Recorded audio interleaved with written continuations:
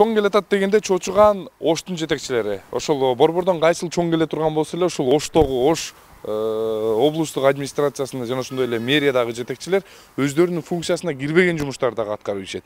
Бирок анын кесепетинен, анын себебинен ушул айрым бир жарандар же болбосо ушул айрым бир жеке ишкерлик менен алектенген адамдарды запкы тартып жатышат. Биз алдыда ушул жөнүндө кененирээк айтып берели. Жүзүн көрсөтпөөнү өтүнгөн бул айдоочу министрлер кабинетинин төрагасы Акылбек Жапаровдун Баткенге болгон иш-чарасына коштоп барган адамдарды ташып барган айдоочуга транспорт министрлигинин Ош облусундагы департамент тарабынан чалуу болгонун айтууда. Бирок жарым жолдо автоунаасынын кыймылдаткычы жарактан чыгып, эминтип аны оңдоп түзөөгө каражаты жоктугун айтып келет. Кыскасында айтканда эми ошо кортеждин айынан булардын мени жиберди. Кыскасы мындай. Орто жолдо күйдүм ачык сөздүн кыскасы. Эми буну азыр мен эч кимге көрсөтө элекмин. Себеби дегенде бул азыр акчам дагы жок. Азыр бир сом акчам дагы жок. Көрсөткөтөйүн десем, алып барган чакта деле биринчи акча сурайт.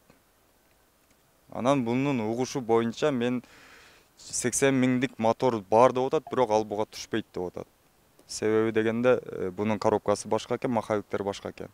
Бунун өзүн оңдоп башка моторго алмаштырыш үчүн 250 миң сом кетет деп атат. Жабыр тарткан айдоочу чоң суммадагы каражатка кириптер болдум дейт. Ал бул убакка чейин өзүнө чалган мамлекеттик кызматкерлерге кайрылган, бирок андан майнап чыккан эмес. Эми кайсыл жакка кайрылаарын билбей ара жолдо калган, автоунаасын кредитке алганын айтып, кантип төлөйм деп сана тартууда. Эртең менен бардым. Эртең менен барсам, кыскасы билгениңди кылбал дегенсип жооп уктум. Ал жактан чыгып кеттим, анан сиздерге бардым. Эми ачыгын айтканда, эми азыр менде кредит бар, семья бар. Күнүм артка кетип атат, 3 күндөн бери байкабасаңыздар, машинада жатып атам. Эми азыр дальше кандай болот, кандай жок билбейм. Кыскасы ушундай.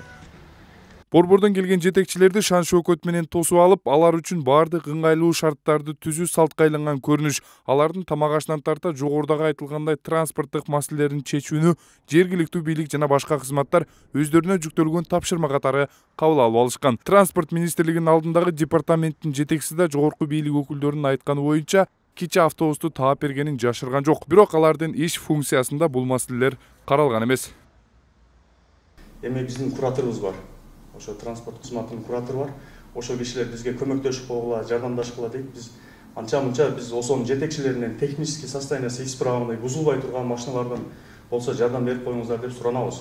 Эми бул иш арасында эле суранышат. Анан биз аларды бир кандай десем, мажбурлап же башка нерсе менен жөнөткөн жерибиз жок. Миссиябызда кандай сиздердин?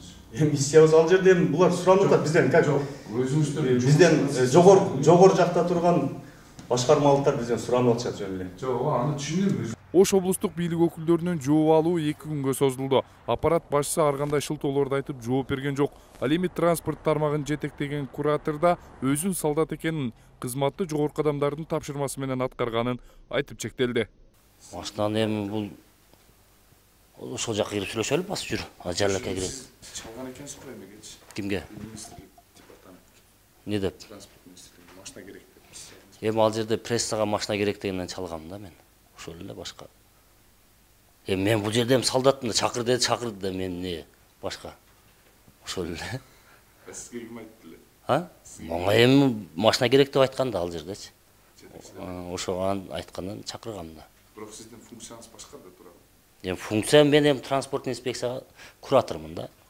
Ошол эле. Бирок мындай кызматынан пайдаланганга жок, мен алдындагы кызматтан пайдалангыда мен эми алып кел давай бар жөнөт дегенге мен акым жок да. Ал частный машина болсо, ал мамлекеттин машинасы эмес, ал гаражда турган машина эмес турабы? Ошол эле башка.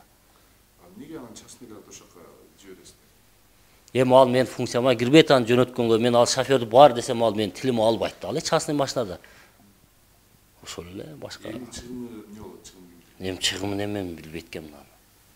Ошентип Жапаровдун иш чарасына барган айдоочу автоунаасынын кыймылдаткычын же моторун жараксыз абалга кептип алдым дейт. Ага негизги себеп катары катуу ылдамдыкта жүргөнүн, министрлер кабинетинин төрагасы жүргөн жол тандабастар жогорку ылдамдыкта айдаганын айтты. Бирок кызматына же башка байлык мансабына карабай Кыргызстандагы жолдордо 90 км/саат ылдамдыктан ашырууга болбойт. Эми чыгым тарткан айдоочунун көйгөйү кандай чечилет? Бул суроо азырынча белгисиз калууда. Таткашабдан Тимурлан Эрнест уулу, Нур Ньюс.